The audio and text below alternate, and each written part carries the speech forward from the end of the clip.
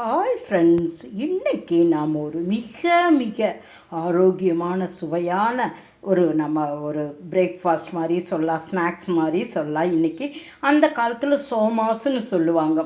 அந்த காலத்தில் அப்பவும் சரி இப்பவும் சரி முஸ்லீம்ஸ் எல்லாம் அந்த பக்ரீத்கெல்லாம் ரொம்ப சிறப்பாக அதை செய்வாங்க. அதாவது மைதா மாவு ரவை போட்டு செய்வாங்க. ஆனால் நாம் இன்றைக்கெல்லாம் மைதாவை தவிர்க்கிறோம். அதனால் அதே சமயத்தில் வித்தியாசமாக சுவையாக நான் இன்றைக்கி செய்ய போகிறேன். இங்கே பாருங்கள், ஒரு கப்பு கோதுமை மாவு எடுத்துருக்கிறேன். அதில் முக்கால்வாசி அளவுக்கு ஸ்வீட் பொட்டேட்டோ நல்லா வேக வச்சிடணும். 6-7 சவுண்ட் விட்டு மசிச்சு வச்சிடணும். இப்போ இந்த கிழங்கையும் கோதுமை மாவையும் கொஞ்சோண்டு உப்பு போட்டு வேறு எதுவும் போடுறதில்ல. இங்கே பாருங்கள், இது மாதிரி மாவு பிசைஞ்சிடணும், நல்லா கெட்டியாக பிசைஞ்சிடணும். இன்றைக்கி நம்ம சோமாஸ் தான் செய்ய போகிறோம். 2 டைப் செய்ய போகிறோம், இனிப்பு காரம் 2 டைப். இந்த மாவை பயன்படுத்தி, அதாவது கிட்ஸ் எல்லாம் அது கிழங்கு சாப்பிட்றப்ப தொண்டையை அடைக்கும். பெரியவங்களுக்காகட்டும், அவங்க சாப்பிடவே மாட்டாங்க. ஆனால் இது ரொம்ப ரொம்ப ஆரோக்கியமான ஒரு இயற்கை கிழங்கு. இதனால் இது மாதிரி செய்கிறப்ப கண்டிப்பாக அவங்க ஸ்நாக்ஸாக தரப்ப சாப்பிட்ருவாங்க.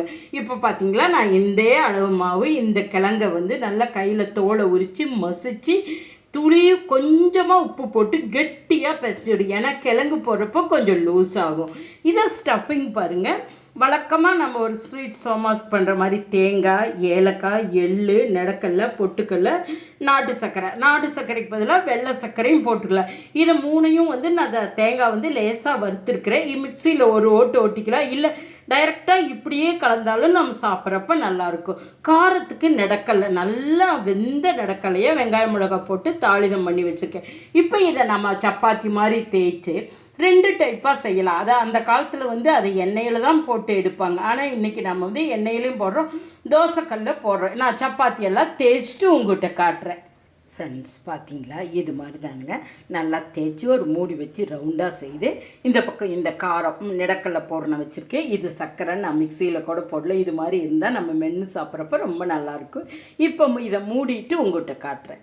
ஃப்ரெண்ட்ஸ், பார்த்தீங்களா, இது மாதிரி தாங்க நம்ம தேய்ச்சி இது நிலக்கடலை இதை 2 பக்கம் மூடி நம்ம ஃபோர்க்கில் வச்சு இப்படி குத்திட்டோம்னா சீலிங்கும் ஆயிரும், ஒரு டிசைன் ஆன மாதிரி இருக்கும். இது பாருங்கள், நான் ஒன்று போட்டிருக்கேன். இப்போ தோசைக்கல்லும் வச்சுட்டு எண்ணெயும் வச்சுருக்கிறேன். இப்போ நம்ம 2ம் போட போகிறோம். தோசைக்கல்லையும் போட போகிறோம், எண்ணெயிலையும் போட போகிறோம். 2 டைப்பும் நீங்கள் பார்க்க போகிறீங்க. ஃப்ரெண்ட்ஸ், பார்த்தீங்களா, இது மாதிரி தாங்க எண்ணெயிலையும் போட்டு பொரிச்செடுக்கலாம். அதே சமயத்தில் நம்ம இதை எண்ணெயிலேயே போட வேண்டாம், நம்ம தோசை தவாலேயே போட்டு 2 பக்கம் சுற்றி கொஞ்சம் எண்ணெய் ஊற்றி திருப்பி எடுத்துக்கலாம். இப்போ நான் 2ஐயும் திருப்பி எடுத்துக்கிட்டு உங்கள்கிட்ட காட்டுறேன். ஃப்ரெண்ட்ஸ், பார்த்தீங்களா, இந்த மாதிரி 2 பக்கம் நல்லா செவக்க திருப்பி எடுத்துடலாம். எண்ணெயில் போடாமல் எண்ணெயிலையும் போடலாம். நான் அதுதான் ஒன்று போட்டு காமிச்சேன். இப்போ இதை நாம் டிஸ்பிளே செய்யலாம். ஃப்ரெண்ட்ஸ், பாருங்கள், நம்ம ஃபைனல் ப்ராடக்ட் என்ன அழகாக வந்திருக்குது பாருங்கள். சோமாஸ் எண்ணெயில் போட்டது. நான் எதுக்குன்னா இப்படியும் செய்யலான்னு காட்டத்தான் போட்டேன். ஆனால் நம்ம சர்க்கரை வள்ளிக்கிழங்கு மாவில் போட்டு பிசைஞ்சதுனால செவந்துடும். அது நம்ம ரெகுலராக மைதா ரவையெல்லாம் போடுறப்ப இந்த அளவுக்கு செவக்காது.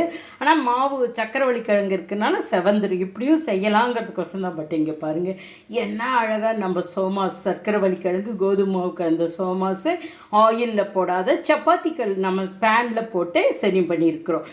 மிகவும் சுவையாக இருந்ததுங்க.